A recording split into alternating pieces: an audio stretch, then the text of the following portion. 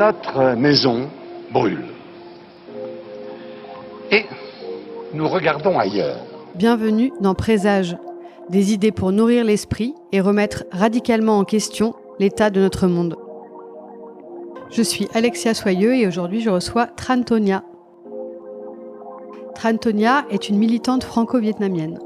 Ancienne reporter et résistante pendant la guerre du Vietnam, elle fut intoxiquée par l'agent orange, un défoliant puissant déversé sur le Vietnam par l'armée américaine. Environ 80 millions de litres de cet herbicide furent répandus, contaminant des centaines de milliers d'hectares et détruisant 20% des forêts du Sud-Vietnam. Le dérivé produit pendant la fabrication, la dioxine, est un perturbateur endocrinien hautement toxique qui a empoisonné des millions de personnes par exposition directe, affectant l'organisme par de graves malformations, cancers et maladies, et se transmettant de génération en génération. À 78 ans, Tran Tonia livre son dernier combat. Assistée par le cabinet de l'avocat William Bourdon, elle attaque en procès 26 multinationales agrochimiques américaines ayant fabriqué l'agent orange, au nom des millions de victimes. Ce sujet de l'agent orange est mal connu du public et souvent ignoré. Il constitue pourtant l'un des premiers écocides et l'une des plus grandes guerres chimiques de l'histoire. À la fin de l'épisode, vous retrouverez aussi Léa Dang du collectif Vietnam Dioxine qui milite pour la reconnaissance du drame de l'agent orange dans le monde.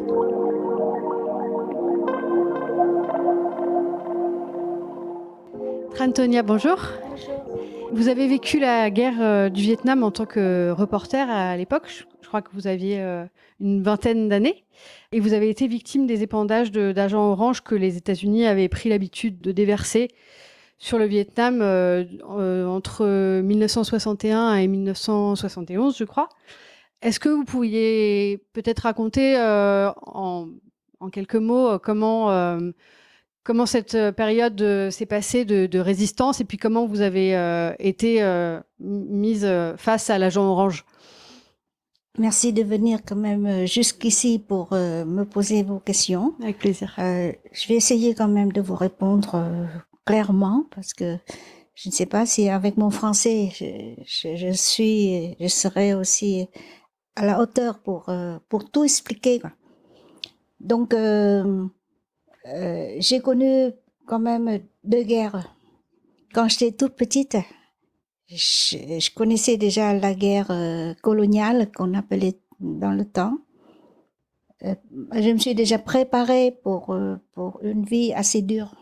Après 1955, avec les accords de Genève, ma mère, qui se sentait menacée d'être en prison, j'avais déjà 12 ans. Alors, elle a peur quand même pour une jeune fille qui n'aurait pas sa maman à côté. C'est pour ça qu'elle m'a envoyée à Hanoï pour que là, comme elle pensait que je serais quand même bien éduquée, bien élevée par l'État. Donc, à partir de 12 ans, j'ai grandi dans le Nord, séparée de toute la famille. Et puis, après avoir terminé mes études universitaires, alors que dans le nord, dans le sud, il y avait une guerre terrible, et il y avait aussi tous mes proches, quoi. Donc, mais jeune, je voulais quand même participer à une cause qui est presque sacrée pour nous, tous les jeunes vietnamiens, qui, à ce moment-là, ont déjà une idéologie, c'est de faire, de ramener l'indépendance de leur pays et aussi de participer au bonheur du peuple. Je vous parle de ces deux buts parce que même maintenant, là, c'est ce qui me fait toujours réfléchir, qui me fait aussi mal au cœur, à la tête aussi, en pensant à ces deux buts sur lesquels j'ai consacré et ma vie, et ma jeunesse, et même ma famille, quoi.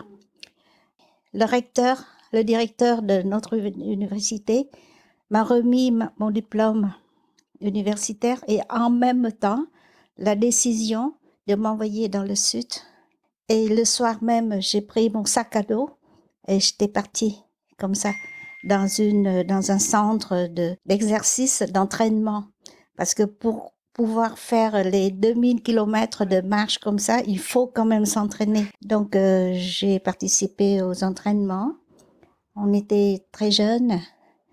Et puis après, on a passé quand même 4 mois, plus de 4 mois de marche, à marcher par monts et par vaux, parce que on escaladait des montagnes très hautes, etc. Et puis, voilà.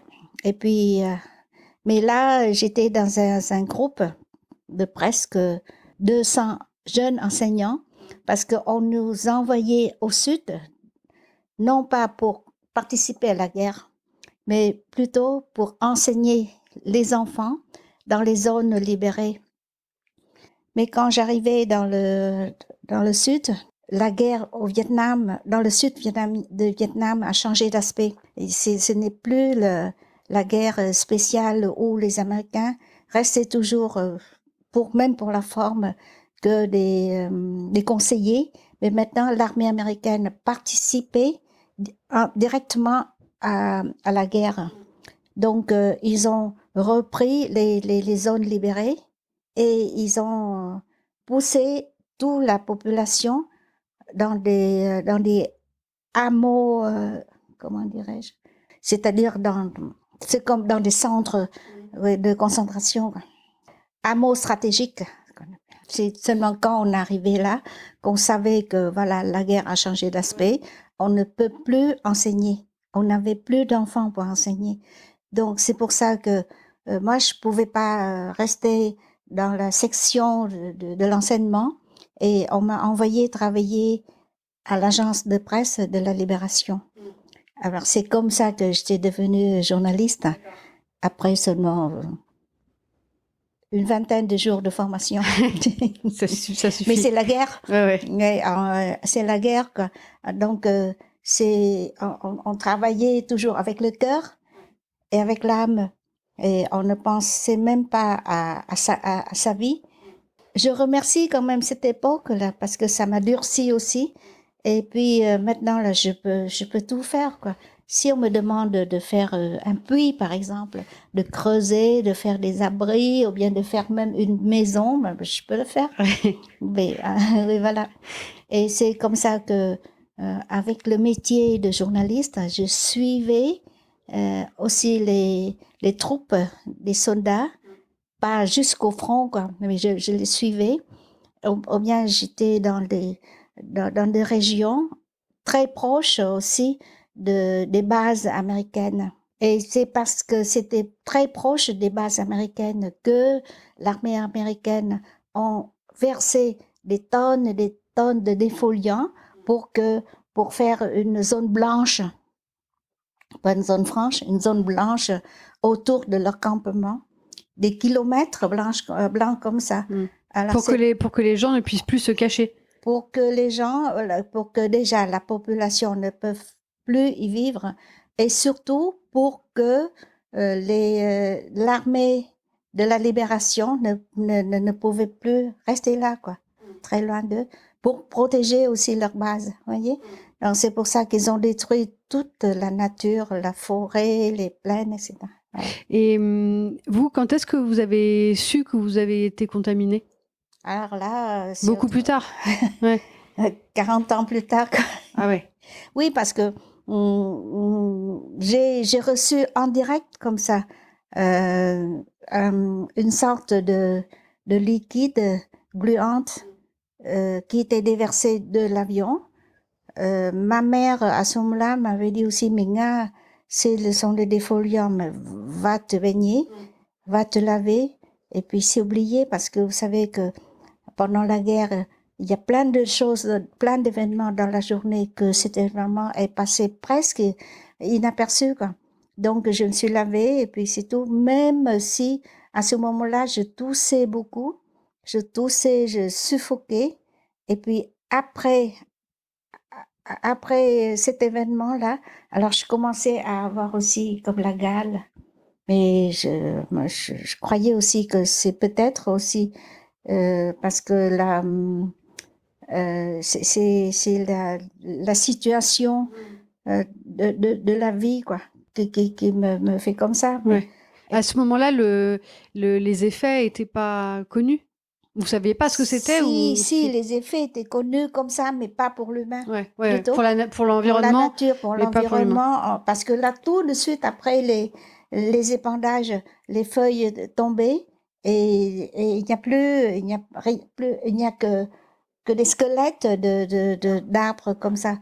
Et puis, après ça, plusieurs fois encore, j'ai pataugé dans des marécages plein de feuilles mortes à cause des défoliants. On appelait toujours des défoliants. Et bon, mais naïvement, je pataugeais comme ça, je ne savais même pas. Même après avoir perdu ma première enfant, qui était née avec des problèmes cardiaques. Elle avait quand même 4 défauts dans son cœur, mais je savais pas. Mais je culpabilisais toujours, mais je me disais que... Vous n'aviez pas fait le lien? Non. Et puis, c'est seulement vous savez que c'était passé la première fois en 1966, et c'est seulement en 2008, quand j'ai rendu visite aux familles des victimes de l'agent orange, que je me disais, mais ne serait-ce pas moi aussi victime, vous voyez? Donc, j'étais très naïve. Parce qu'il faut expliquer que donc, ce qui est dangereux pour l'humain dans l'agent orange, c'est la dioxine qui est produite lors de la fabrication. Et donc, les maladies et les malformations qui sont causées par la dioxine se transmettent de génération en génération. Ouais.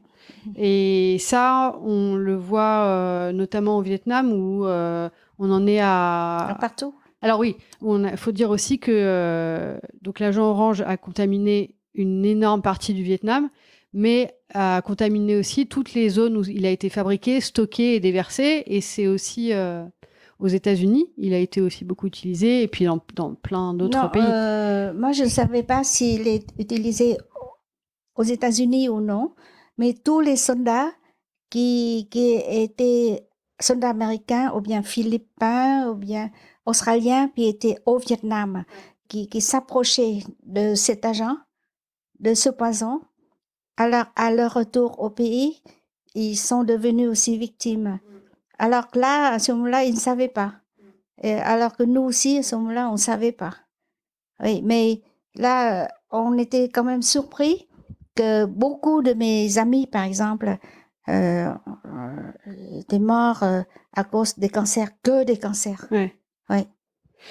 En revanche, aux États-Unis, les vétérans américains ont été dédommagés par les firmes américaines. Les vétérans américains. Oui, pas les autres. Même si les soldats vietnamiens qui ont combattu dans l'armée américaine et qui sont victimes aussi, mais n'ont pas été dédommagés. Alors, comment on explique ça?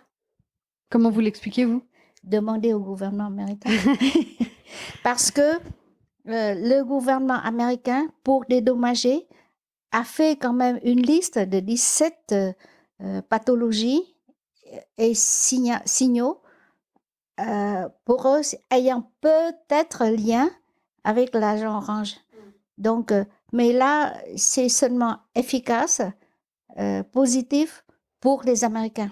Pas pour les autres. Pas pour les autres. Vous voyez l'inégalité et l'illégalité aussi de tout ça. Ouais. Ouais. Est-ce que vous pensez qu'on peut dire que c'est une forme de racisme environnemental de dédommager une partie des victimes et pas les autres? Parce qu'elles seraient moins importantes? Mais c'est évident. Et aussi pour nier que l'agent orange est un poison qui tue.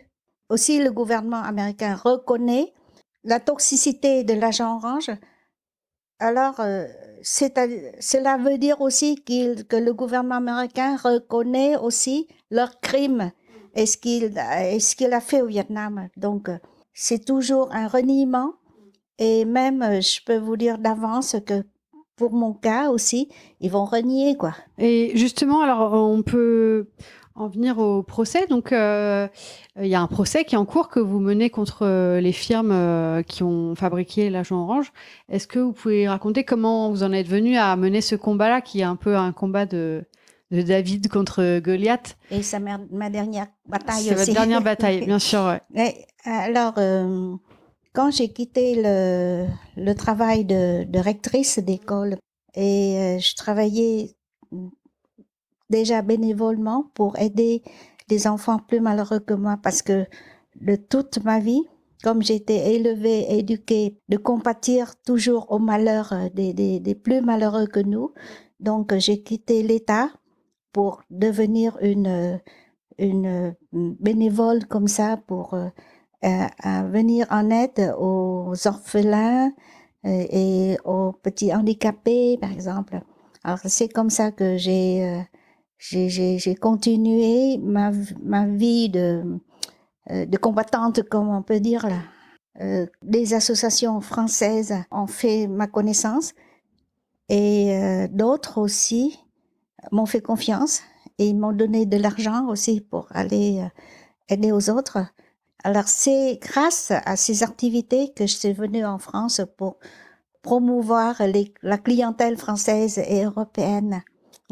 Et avec l'argent que je gagnais, alors j'apportais encore de l'aide aux enfants. Des amis m'ont dit, mais si tu as de l'argent, vaut mieux aider les victimes de l'agent orange. Alors c'est comme ça que j'étais venue et visiter une province où il y a beaucoup de victimes. Et je vous avoue que pendant 10 jours de cette visite-là, mais j'ai pas arrêté de pleurer parce que j'ai vu que des douleurs, que des souffrances et aussi que du courage. Et je voudrais vous parler plutôt du courage parce que ils sont handicapés, ils sont mal formés, ils sont tout ce que vous pouvez pas imaginer. Une fois, j'ai rendu visite à une personne qui avait plus de 20 ans, avec l'air d'un homme de 11 ans, 12 ans, Mais il avait une bosse devant, une bosse derrière, des bras, des jambes déformées, et il ne pouvait pas s'allonger ou bien rester ni sur son dos, ni sur son ventre, Il restait là. Et quand je l'ai vu, j'ai éclaté en sanglots. Et vous savez qu'est-ce qu'il a fait? Avec ses doigts déformés, là, il essuyait mes larmes. Et il a dit, mais pleure pas, maman. Alors là, je pleurais encore. Je pleurais encore encore plus fort. Mais lui, il est resté là avec son sourire, Ou bien, et puis je dis, mais qui va l'aider à survivre? Ou bien j'ai rencontré aussi d'autres mamans, c'est-à-dire d'autres épouses des anciens soldats de la première génération. Alors, le mari, avec le temps, parce que quand les jeunes s'est rentrés de la guerre, ils étaient jeunes, donc ils étaient en bonne forme, ils fondaient leur famille, ils savaient pas, dans l'ignorance, et après, ils mettaient au monde des monstres, des handicapés, Alors, c'est à ce moment-là que le malheur arrive avec toutes les souffrances, toutes les misères, voyez. L'épouse, qui n'était pas victime, mais qui devait soigner et l'époux, et le mari, et les enfants, qui n'avaient pas de cervelle, par exemple, pas de bras, ni pieds. Alors, elle, vous voyez qu'elle a une vie, non? Alors, des fois, elle me dit, mais je voulais bien me suicider. Parce que suicider, c'est déjà la délivrance. Mais quand je vois mon mari, là, et bien les enfants, et qui est-ce qui va les soigner, prendre en soin, prendre en charge? Et c'est cette question que maintenant aussi qui reste toujours dans ma tête, et je me pose, je repose. Mais qui est-ce qui va les occuper des autres générations? La première génération peut s'en aller, mais ceux qui restent, qui vont les soigner, qui vont prendre en charge. L'État ne peut pas faire grand-chose parce qu'il y a de plus en plus de victimes. Alors que c'est un pays qui sort des guerres continuelles comme ça. Et puis, aussi, je me demandais, parce que j'ai vu aussi que il y a des situations qui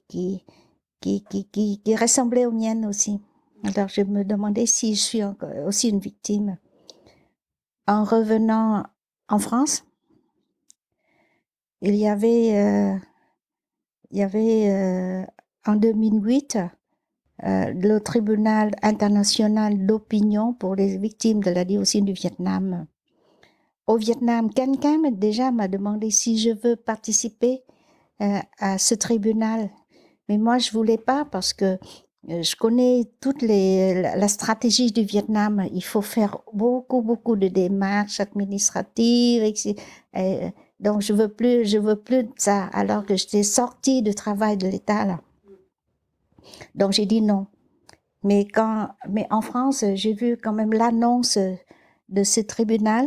Et moi-même, alors, j'ai écrit une lettre aux organisateurs. Et c'était marrant parce que j'ai écrit comme ça j'ai écrit que je vous demande de me laisser participer, témoigner à ce tribunal, non pour moi, mais j'ai dit, pour ceux qui ne peuvent plus parler et pour ceux qui ne peuvent pas venir en France pour témoigner. Parce que vous savez que il y a une chose qui me taraude toujours, c'est la disparition de plusieurs de mes camarades, de plusieurs de mes amis qui sont tombés pendant la guerre en laissant leur jeunesse et toute leur vie. Donc, j'ai toujours l'impression de vivre aussi leur vie et pour eux aussi. Alors, c'est pour ça que je dis que je veux aussi parler au nom de ceux qui ne peuvent plus parler, quoi.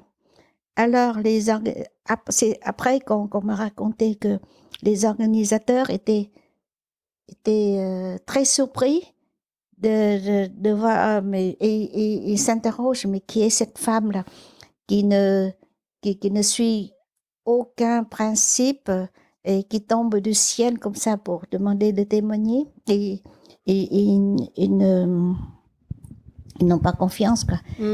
Ils n'ont pas confiance et ils ont refusé. Ah bon? Au début, ils ont refusé. Et pendant une nuit, j'ai écrit mon témoignage en vietnamien et puis après, je l'ai traduit en français et c'est venu comme ça, quoi. Il y avait 3 témoins venus du Vietnam. Il y en a d'autres venus des États-Unis ou bien coréens, etc. C'est-à-dire, il y avait plusieurs témoins. Et moi, j'étais la 4e des témoins vietnamiens. Donc, on me disait toujours que je suis la dernière, quoi. Comme j'étais presque l'unique personne qui vivait l'épandage sur place, donc quand on me posait les questions, je pouvais décrire aussi ce qui s'était passé en réalité. Et il paraît que mon témoignage a touché le cœur aussi des assistants. C'est pour ça que à ce moment-là, Maître William Bourdon et André Bouni étaient déjà au Vietnam, avaient déjà rencontré le premier ministre de l'époque et William Bourdon a promis au premier ministre de d'aider les victimes de la dioxine, de faire un procès contre les firmes américaines si ils arrivent à trouver une victime française. Donc là, je ne savais pas. Et vous n'étiez pas française à l'époque? Si, déjà. Ah, déjà? Déjà. Okay. Parce que j'ai reçu la Légion d'honneur? La Légion, et puis après ça, j'ai reçu aussi la nationalité française. D'accord.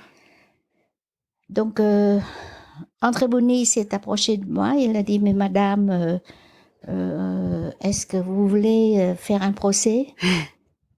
J'ai dit non. J'ai Au déjà de l'âge, hein, Ouais. comme on dit. Et je suis Donc là, on parle d'un procès contre Monsanto, contre les firmes Dow américaines. Chemical, etc. Oui, contre les firmes américaines qui ont produit de l'agent orange pendant la guerre de Vietnam. Et puis, j'ai dit non parce que je suis vieille et je suis quand même satisfaite de ma vie, quoi, de mes activités, parce que j'essayais toujours de me rendre utile. Donc, j'ai dit non. Mais après, des amis vietnamiens et André Bouni aussi, m'ont convaincu, m'ont expliqué que si je ne le fais pas, personne d'autre ne pourrait le faire. Ouais. Ouais. Et quand même, il y a déjà plus de 3 millions de victimes, au Vietnam et encore des milliers dans d'autres pays. Mais personne d'autre que moi n'aurait les moyens et les conditions de le faire. Et Vous étiez la dernière chance. Oui, c'est la dernière chance. Et si je refuse, alors on peut plus rien faire pour les victimes de l'agent orange, quoi. Parce que les 3 conditions, je peux passer aux 3 conditions. Oui, bien sûr. Les 3 conditions, c'est que il faut que le pays qui donne droit aux avocats de faire des procès multinationaux ait cette loi-là. Et à cette époque-là, il y avait trois pays, dont la France, la Belgique et l'Espagne. Mais la Belgique et l'Espagne ont refusé de le faire parce qu'il y a des problèmes avec les États-Unis à cause des autres procès. Donc, restait toujours la France. Donc, la France, à ce moment-là, possède une loi autorisant les procès multinationaux aux avocats français pour défendre leurs citoyens français. Donc, j'étais en France. Je suis citoyenne française en même temps que citoyenne vietnamienne. Et il faut aussi qu'on soit victime de l'agent orange. Mais pour être victime de l'agent orange, il faut quand même subir aussi les épandages. Directement. Ouais. Pour qu'il y ait quand même des séquelles. Donc, j'ai rassemblé ces 3 conditions. Alors que les victimes vietnamiennes ont été déjà déboutées par les tribunaux américains, donc ils n'ont plus le droit de déposer une plainte ni dans leur pays, ni aux États-Unis. Les victimes américaines qui étaient des milliers, mais ils ont déjà reçu l'argent des dédommagements. Maintenant, ils n'en ont plus, hein. Mais à ce moment-là, ils en ont. Alors, avec la promesse de ne plus porter plainte. Donc, il n'y a plus personne, quoi. Alors, si je ne le fais pas parce que à ce moment-là, on n'arrivait pas à découvrir autre victime que moi. Personne. Ouais. Donc, c'était votre mission, quoi. Comme on dit. Ouais. Alors, finalement, j'ai dit, et puis, ce procès, c'est pour frayer quand même un chemin vers la justice pour les autres. C'est-à-dire qu'on fait une jurisprudence. Donc, je dis, mais si c'est comme ça, mais je le fais. Alors, Maître Bourdon m'a quand même signalé que il faut bien réfléchir parce que ce serait très long et très dur. On est sûr de rien. Si vous le faites, il y a une autre option, c'est la négociation hors tribunal. Là, vous serez sûr de recevoir une somme d'argent peut-être énorme, mais on fait rien. André Bouni a dit tout de suite non, et bien sûr moi aussi je dis non. Alors c'est comme ça que à nous 3, on a décidé de foncer, quoi. Et ça c'était en 2008. En 2009. 2009. Donc ça fait déjà 11 ans. Et qu'est-ce que vous attendez, vous, de ce procès? En octobre, là, il y aura les plaidoiries, c'est ça? Oui. Ouais. Donc, on approche du final. Ouais. Tout d'abord, mais j'étais naïve aussi. Avant, quand j'ai commencé ce procès, je pensais que si on gagne, alors toutes les victimes de l'agent orange pourraient me suivre et faire aussi leur procès à eux. C'est comme ça la jurisprudence. Oui, mais maintenant, j'arrive quand même à comprendre que même si on gagne, il faut aussi que les gouvernements aient le courage du gouvernement français. Mais je sais même pas si aujourd'hui, le Macron, lui, il est conscient de ça. Alors que si on gagne, mais il faut que le gouvernement vietnamien, australien, canadien, américain, par exemple, ait le courage comme la France de donner droit aux avocats de leur pays De défendre. Ouais. Deuxièmement, c'est que avant, pour un procès civil, le but final, c'est d'être dédommagé. Donc, très longtemps, mais on pensait à ça, même si je me disais toujours, et je me dis aussi aujourd'hui que si il y a un dédommagement, alors ce serait quand même au profit des victimes de l'agent orange. Mais maintenant, j'ai bien réalisé que ce n'est pas ça notre but final.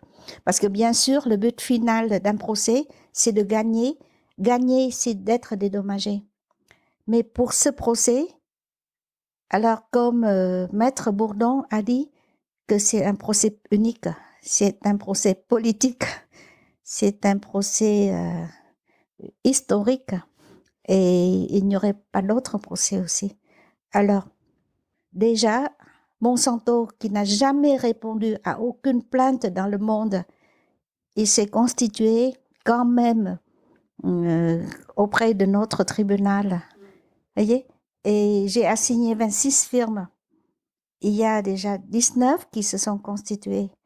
Et ces 19 firmes qui ont suivi depuis 6 ans, qui ont créé plein d'incidents pendant ces 6 années, ils ont loué en tout 38 avocats. 38 avocats, donc nos 3 avocats qui travaillent depuis 11 ans, presque 12 ans, bénévolement, gratuitement, ont face à eux 38 de leurs collègues, parce que ce sont des avocats français aussi. Parce que le but, comme vous disiez, c'est pas de gagner, mais c'est de faire parler. De faire connaître le drame, le crime, le drame de l'histoire. Ouais. Et ça, on a bien gagné. Ouais, je crois. Ouais. Les firmes agrochimiques, elles disent que à l'époque, elles ne savaient pas que le produit était dangereux. Non, mais je me doute, mais c'est ce qu'elles disent. J'ai cru comprendre qu'il y avait aussi des rapports un peu truqués, des experts payés aussi par les firmes pour dire. Non, tout ça, on a des archives que Monsanto et les autres firmes ont déjà prévenu le gouvernement qu'ils n'ont pas le temps d'éliminer la dioxine dans ces produits, et aussi l'ordre du gouvernement de dire que si on vous commande, vous faites ce qu'on vous commande. Alors c'est pour ça qu'en pleine connaissance, ils ont fait leur crime, quoi. En pleine connaissance. Là, on a des archives, on a des témoignages, des preuves. Ouais. Parce qu'il y a autre chose qu'on craignait toujours, et puis qu'on peut craindre pour l'éternité, c'est que ils vont renier le lien entre mes pathologies avec l'agent orange. Oui, donc là, c'est un sujet où on peut discuter jusqu'à la fin du monde. Alors, si le juge voit quand même ce que c'est que les séquelles de l'agent orange, ce que sont les souffrances que les victimes de l'agent orange subissent maintenant, alors là, peut-être ça va toucher le cœur, et il serait objectif. Moi, je ne pense pas que, je ne demande pas qu'il me donne une faveur, mais je demande qu'il soit objectif seulement.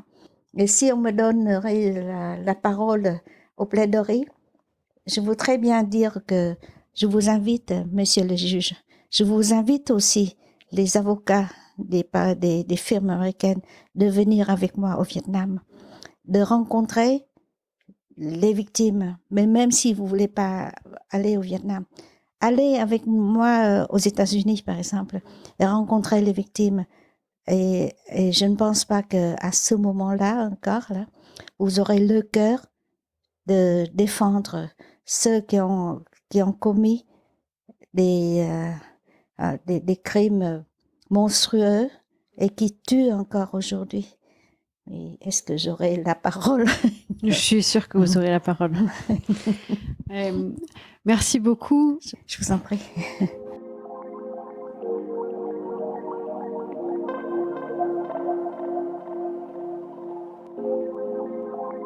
Bonjour Léa. Bonjour. Donc tu es Léa Dang, tu es journaliste et tu représentes le collectif Vietnam Dioxine. Est-ce que tu peux peut-être présenter un peu ce collectif et les actions que vous avez menées? Alors le collectif Vietnam Dioxine est un collectif de militants et militantes qui a pour but d'œuvrer à la reconnaissance du drame de l'agent orange dans le monde. Donc la reconnaissance à la fois juridique, en accompagnant le procès de Trentonia et en essayant du mieux qu'on peut de le médiatiser et de tenir les gens au courant, mais aussi de sensibilisation plus large de l'opinion publique en France et dans le monde, parce que même au Vietnam, en fait, il y a énormément de jeunes, de Vietnamiens, de Vietnamiennes qui ne sont pas au courant de ce drame, qui ne savent pas ce que c'est l'agent orange. Moi-même, ayant un grand-père vietnamien, j'ai appris ce qu'était l'agent orange et qu'il y avait des millions de personnes concernées quand j'avais 19 ans. Et je trouve ça très tard parce que on est censé apprendre, pas très vaguement, mais très rapidement, la guerre du Vietnam au collège et au lycée. Et en fait, il n'y a aucune ligne. Enfin, moi, je l'ai pas appris à l'école. Les personnes que je connais aujourd'hui qui travaillent avec nous l'ont pas appris à l'école non plus. C'est souvent via des émissions ou via le collectif. Donc on a remarqué qu'il y avait un grand trou médiatique, éducatif sur cette question. Pourtant, la diaspora vietnamienne en France, c'est la deuxième dans le monde après celle des États-Unis. Donc ça représente plus de 300 000 personnes de Vietnamiens d'origine vietnamienne. Et c'est vrai qu'il y a un énorme manque sur ce sujet. Voilà, le collectif a d'abord cette visée informative. Le collectif, en fait, regroupe plusieurs associations qui sont directement en lien avec le Vietnam. Et du coup, en travaillant ensemble, on arrive à créer des projets avec ces associations comme la VAVA, qui est une des premières associations d'aide aux victimes au Vietnam. Et pour vous parler des récentes actions, justement, le 10 août, nous avons réalisé les 36 heures de live pour les victimes de l'agent orange. Donc c'était une sorte de téléthon finalement où plus d'une quarantaine d'artistes ont performé, en plus de conférences, quoi d'autre, des danseurs, des chanteurs, pendant 36 heures non-stop, donc en live au Vietnam et en France, puisqu'il y a plus de 800 personnes vietnamiennes au Vietnam qui nous ont suivis. Et à travers cette action, l'argent récolté sert à financer deux projets de microcrédit, en plus de financer des opérations chirurgicales pour les victimes au Vietnam. Donc voilà, ça c'est pas nous directement, mais c'est les associations partenaires qui s'en chargent. Et c'est vrai que ce premier téléthon, on va dire, pour l'agent orange, pour les victimes de l'agent orange, a eu vraiment un énorme succès. Et comment toi tu arrives à expliquer que justement l'agent orange et le désastre de la dioxine n'est pas plus connu, que cette histoire ne soit pas plus médiatisée? Alors en discutant avec des historiens sur la question, parce que c'est une des choses qui m'a marquée, m'a mise en colère, m'a attristée, c'est que, énormément de personnes, énormément de Vietnamiens souffrent dans le silence, en fait, puisqu'on n'en entend pas parler. Et il y a plusieurs raisons. Premièrement, le Vietnam, ne communique pas énormément sur la question non plus. En fait, après-guerre, voilà, les relations avec les États-Unis, le Vietnam, en fait, était en plein développement après la guerre et les États-Unis ont investi massivement au Vietnam économiquement et en fait, les relations diplomatiques ont fait que, voilà, le Vietnam ne s'est plus trop positionné sur cette question, et en plus de ça, il y a encore des tabous que j'ai moi-même vu quand je suis allée au Vietnam en 2017. Je travaillais pour une association et je prenais des photos en fait, des biens, des victimes pour, voilà, après constituer les dossiers pour, les aides financières. Et quand les personnes dans les villages un peu reculés nous recevaient, moi j'étais, voilà, chargée d'aller un peu plus loin, de prendre des photos et en fait les personnes, handicapées, étaient toujours, cachées, dans d'autres pièces, donc j'en avais discuté avec les représentants associatifs à ce moment-là et en fait, beaucoup de personnes au Vietnam pensent, qu'ils sont responsables de la maladie, du handicap de leur enfant. Heu, ça reste encore des croyances, je dis pas majoritaires, mais les associations, par exemple, ont du mal à trouver les victimes parce qu'elles se cachent. D'accord. Mais parce que en fait, les gens ne sont pas au courant, même au Vietnam, que les millions de personnes, d'enfants, d'adultes qui vivent avec des malformations, des handicaps quand même très lourds, sont liés à l'agent orange? Alors, non, je pense vraiment pas, ils ne sont pas au courant. Ma famille, toute ma famille au Vietnam n'était pas au courant. Par exemple, dans les programmes éducatifs, ils apprennent pas ça lors de la scolarité. Mon petit cousin à 15 ans, en fait, il s'est intéressé à la question quand je suis allée au Vietnam et il m'a accompagnée, voir des victimes et cetera. Mais c'était pas quelque chose qu'il apprenait à l'école, par exemple. Je dis pas que c'est, voilà, que c'est le Vietnam, dans son entièreté, hein. Je pense qu'il y a des gens, mobilisés, qu'il y a des écoles mobilisées et cetera et qu'on en parle quand même. Mais voilà, même au Vietnam, plein de personnes de toute génération, ne sont pas au courant. Et en France, c'est la même chose. Quand on demande à des personnes, s'ils connaissent le drame de l'agent orange, la majorité aujourd'hui vous diront que non. Maintenant un peu plus aussi grâce au procès de Trantonia qui est de plus en plus médiatisé, et aux activités du collectif, mais ça reste quelque chose de peu connu. C'est pour ça qu'on va travailler, avec les écoles pour sensibiliser et on l'espère aussi, pouvoir changer les manuels scolaires et rajouter, voilà, quelques lignes sur ce qui se passe actuellement au Vietnam et que ça soit plus seulement, voilà, une page historique. Mais j'ai remarqué que même dans les documentaires et la presse magazine historique, moi dès qu'il y a une parution sur le Vietnam, je m'empresse de l'acheter ou de visionner, sur Arte et en fait, même à ce niveau-là, voilà, quand on parle de la guerre du Vietnam, on parle pas toujours, des épandages d'agents orange et des conséquences que ça a aujourd'hui, sur les populations. Ouais, sur les populations et aussi sur l'environnement là-bas, parce que d'après ce que j'ai compris, même les endroits où il y a des rizières, etc., tout continue à être contaminé pour des centaines ou des milliers d'années, quoi. Mmh. Oui, oui. Il y a encore, voilà, 28 hotspots, donc des endroits qui ont été, contaminés à la dioxine de manière importante et aujourd'hui encore, ces hotspots, la quantité de dioxine est quasiment égale à celle enregistrée après les épandages. Donc on se rend pas compte à quel point, ce poison est et ce maintien dans l'environnement, dans les corps, puisqu'il se transmet de génération en génération, et à quel point c'est difficile de se débarrasser de la dioxine. Et qu'est-ce que le collectif attend ou espère du procès ?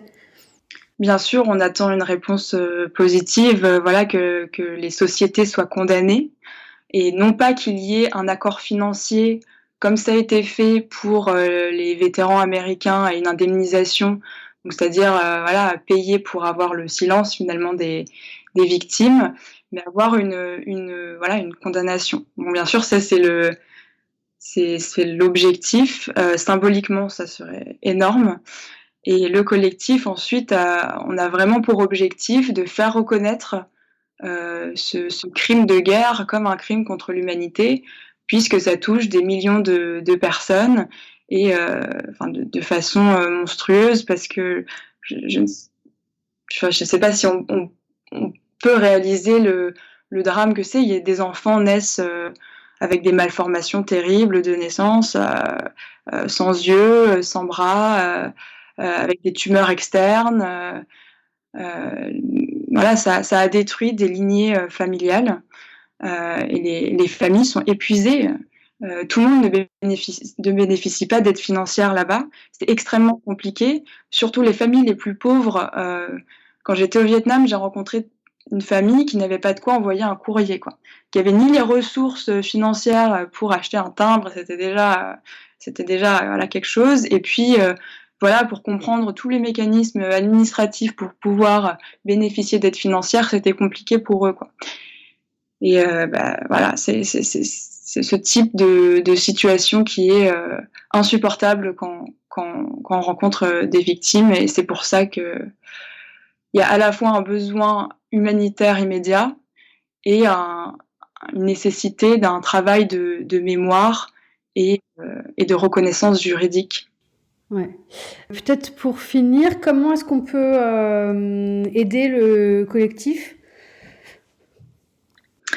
En nous rejoignant, parce qu'on a besoin de toutes les énergies, surtout que les prochaines actions vont être importantes, et cette année est particulièrement importante pour le procès de Trần car il entre dans une phase active. Donc là, le 12 octobre, on organise une large mobilisation devant le tribunal d'Évry, car c'est là qu'a lieu le procès, et le 12 octobre, c'est la date des plaidoiries. Donc on attend beaucoup de ce moment, et aussi, on attend beaucoup de monde pour faire parler du procès. Merci beaucoup, Léa. Merci beaucoup. Merci infiniment à Trần pour cette conversation, et merci à vous toutes et tous pour votre soutien et votre écoute. Vous pouvez toujours partager les épisodes s'ils vous ont plu et mettre 5 étoiles sur iTunes pour permettre à d'autres personnes de découvrir le podcast plus facilement. Vous pouvez également soutenir le collectif Vietnam Dioxine. Rendez-vous sur vietnamdioxine.org. Présage est un podcast indépendant. Le générique est un extrait du morceau L'eau de Sabrina Bellawell, mixé par Paloma Colombe. À très vite.